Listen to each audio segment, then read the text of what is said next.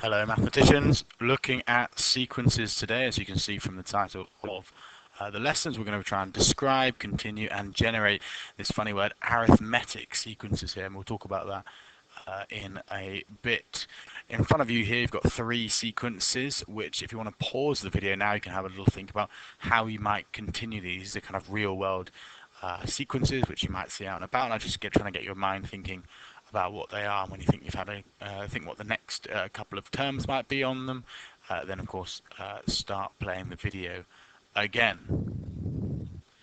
Okay, for those of you who have thought of it, or if you were stumped on this, okay, this first one, I hope you figured out that this is the days of the week: Monday, Tuesday, Wednesday, Thursday, Friday. So the next two terms would have been Saturday and Sunday. The second sequence here, well, this was 1, 2, 3, 4, 5, 6, 7. Okay, it's the first letter of the words for the numbers. So after 6, 7, it would have been 8 and 9. Okay, E and N. A bit clearer. And this last one, okay, well, it's a bit trickier, but you can see that the middle number is always one more than the two outside ones, and that the first number is just going up 1, 2, 3, 4. So the next one is going to be 5, 6, 5, followed by 6, 7, 6. Okay.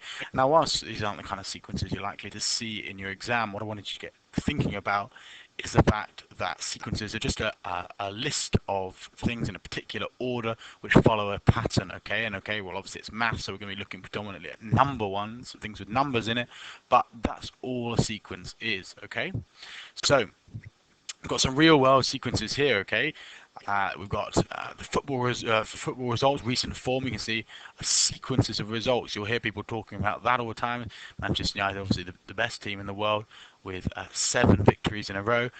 Same somehow as Arsenal, and as you can see, Manchester City and Chelsea as well. Different patterns of results. Okay, of course, another sequence which you might come across are calendars. Okay, well, the days in a month follow a particular pattern, and that's what makes a sequence. Okay, so this is where maths comes in the real world. So we're going to look at this thing called arithmetic sequences, and all it means to be an arithmetic sequence is that the steps in each pattern, okay, are the same. So unlike being win, win, loss, win, draw, win in the football results, okay, this would be a constant pattern in each step between the different bits of my sequence. So for example, in this one, we can see that obviously the pattern is what's happening between each stage here. Well, we can see that in each case it's adding 3. Okay, so it means that at every stage same thing happens. Okay, you're adding 3. So when we're describing sequences, which is the first thing we wanted to do today, when we're describing things, some of the things we need to look for: the first term. Well, each of the numbers in the sequence is called a term. So obviously the first term in this case is just going to be the number 2. Here it is. That's the first term. So it might ask you what the first term of a sequence is. And the second thing it might ask you for is this thing, the common difference, or um, what I like to call a bit more a mouthful, term-to-term rule. Okay, how do I move from one term to the next term? Okay, from the first term to the second term to the third term. Well, we've already worked this out. Okay, the common difference, or the term-to-term rule, is +3. Okay, so that's how we would describe an arithmetic sequence like this. Okay. If you want to get that level 5, which all of you should be wanting to do at the very least, we might need to be able to look at sequences with decimals in here. Okay, and this is just a question of your skills with decimals. We can see that in this case, what's the common difference? Well, to get from 3.2 to 3.6, and then from 3.6 to 4, and from 4 to 4.4, we can see that we're adding 0.4 in each case. Okay, so add. So we can work out that the next term is going to be 4.8 followed by 5.2. Okay, now we might get some slightly trickier ones here where actually they want us to fill in various different bits here. So we need to still do the same thing. We need to work out between any two terms, what's the jump going to be? What has the jump been? Okay, well, between 1.6 and 2.5, 2.5 and 3.4. Again, testing your decimal skills, we can see that this is going up 0.9 each time. Add 0.9.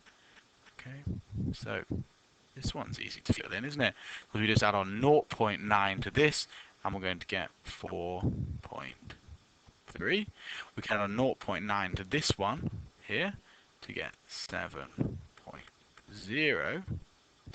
But what about this one back here at the very start? Okay, we're not going to add on 0.9, are we? Because as you can see, each jump we're adding on 0.9, adding on 0.9 to get to the next term. But I want to go one back in the sequence. So actually what I'm going to do is I'm going to take off 0.9, okay? Which is going to give me 0.7, so that I know that if I added 0.9 to that, then I would indeed get my 1.6. Okay, so I'm actually going back and subtracting to get a term earlier in the sequence. Okay, so those would be level 5 sequences, continuing them there. We might also finally have to generate sequences. Okay, well, generate sequences, well, we've got all the information we needed. We've got the first term, 13, so we can put that in straight away. And then it tells me I want to write the first 5 terms of this. So here's the first one. And what does this mean? Well, this means the common difference. I've shortened it here to CD. Okay, it means add 9. So if I add 9 to this, I'm going to get 22. That'll be my second term. Then my third term, I'm going to add 9 again. That will be 31. Then add 9 again. It's going to be 40. And add 9 again is going to be 49. And here is the first term, second term, third term, fourth term, fifth term. Have I written out the first 5 terms? Yes, I have. Okay, so I would have achieved a level 5 on generating sequences there. So we need to know the first term and the common difference, and from that we'll be able to work out what the terms in our sequence are. Finally, you might get one with picture sequences here. Okay, we've got a selection of matchstick houses, I guess you'd call them. And again, this works exactly the same. You're just moving, you're translating the pictures into numbers. So here's the first term of my sequence, this little hut here, and I can see I've got 1, 2, 3, 4, 5, 6 matches here. And in the second one, I've got the same hut here, that's 6, but I've also got 7, 8, 9, 10, 11. Okay, so I've got a few more this time, and then I've got the same thing here. I've got 11 up to here, but I've now got 12, 13, 14, 15, 16 in this one. Can we spot what's happening here? I don't even need to count this fourth one, okay, because I've spotted what's happening already. I can see between the first term and the second term, and the third term, what's happening. I'm adding on 5 more matches. Okay, so here I'm adding on 5 more each time.